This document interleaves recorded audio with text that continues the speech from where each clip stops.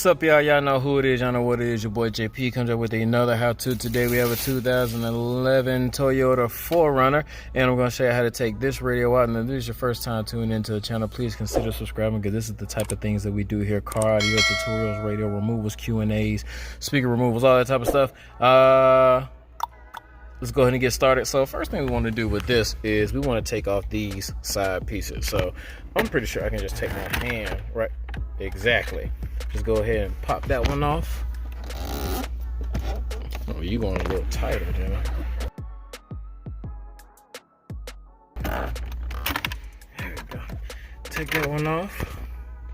All right, after we had that off, we need to take off this middle section. It's held in by clips as well. Just do that. Drop that down. And then shoot, we got 4 10 mils down here at the bottom that we're gonna take out for the radio.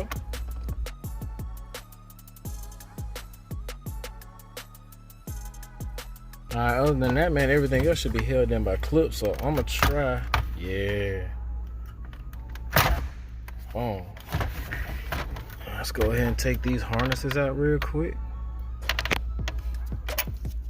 Alright guys, that was easy enough, right? So now that we go ahead, now that we've got that radio out, let's go ahead and go over here to our bench and prep that dash kit. Alright y'all, so this is our new dash kit. This is the old one, and there's a couple things we have to take off of this to put on there. So first thing that needs to come is this top part. It's only held in by 2 Phillips, one there and one over there. So let's go ahead and take those off real quick.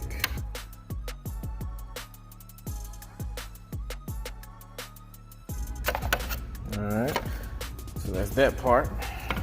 So the next thing we have to do is take these AC things off now, the little vents. Now the reason why I took this one off already is to show you the tabs. There are 2 tabs in the front. There are 2 on each side right here that hold that in, like stuff like that. So what we want to do is pull that one, and you need to get like a little, I was using my screwdriver, just something to pull it out. It's kind of hard to do it with one hand.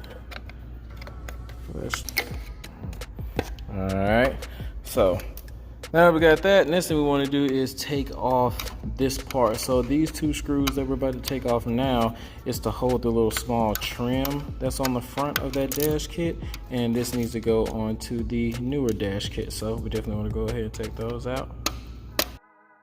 As you can see, like I said, that's the front part of the AC unit right there. And we're basically just gonna take this and put it right here and then screw it from the back side. Next thing you wanna do, take this little piece off, slide it off like that, and we can go ahead and you can unplug it or keep it plugged in. Just wanna push this hazard light down through there.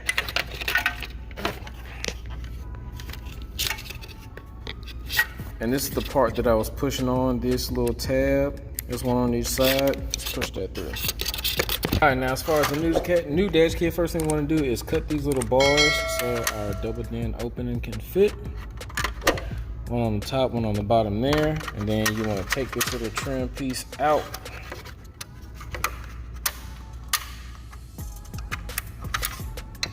And you want to cut this bar right here, because we are not using it for the single DIN. So next what we want to do is take our pieces that came off, and we want to press them in like that.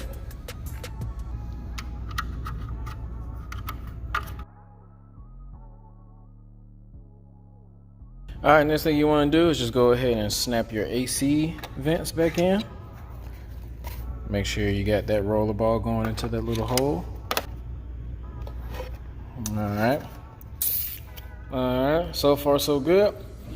Now, next thing you want to do is take this piece that came with your dash kit and put it right side up.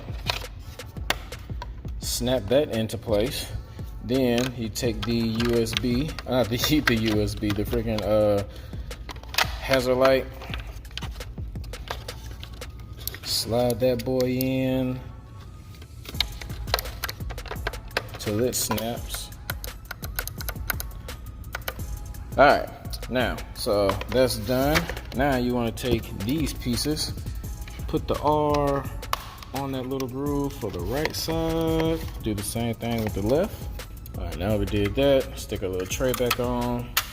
All right, now we stick our radio in. Slide it over the top, make sure everything is flush how it's supposed to. Now, since that's flush, we want to come over here to the side, use the screws that came with the CD player and screw them into the side so it stays secure. Guys, as you can see, 2 screws on this side. I got 2 screws on the other side as well. Last 2 things we need to do is we need to put this piece back on, the little tray that we took off the old one. So we just want to slide this in like this. All right, that part just kind of snapped in place, and then we want to put the screws that we took out of the radio back in there. We're going to, last but not least, we're going to take the little clips that came off of the factory dash and put it on the aftermarket dash. That way they fit the exact same way.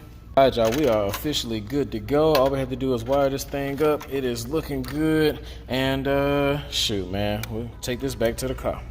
Back inside the car, we have everything wired up. I know it's looking a little messy, but I want to test everything first. Now, if this is your first time here, I know you're probably thinking, why didn't I actually go over the wiring? Well, I have over 150 different radio removal and install videos, and I did not want to spend an extra 10 minutes every time I do one of these videos to go over the wiring. So what I did is I made one video that explains the different wiring, different connections, and all that type of stuff. That link is in the description. There should be a card popping up here in the corner right there on how to wire up a radio. That way I can keep these short, sweet, straight to the point. If you know how to wire up a radio and you just need help getting your dash out, then you get what you need. And if you need to do both of them, as far as get the dash out and the wire up a radio, you have a secondary source that you can click to, and that way everybody gets what they need. So what I'm going to do is go ahead and finish plugging this stuff up. We're going to test it, make sure everything works, and then we will let you see what it looks like when it's all said and done. One thing I do want to say real quick is that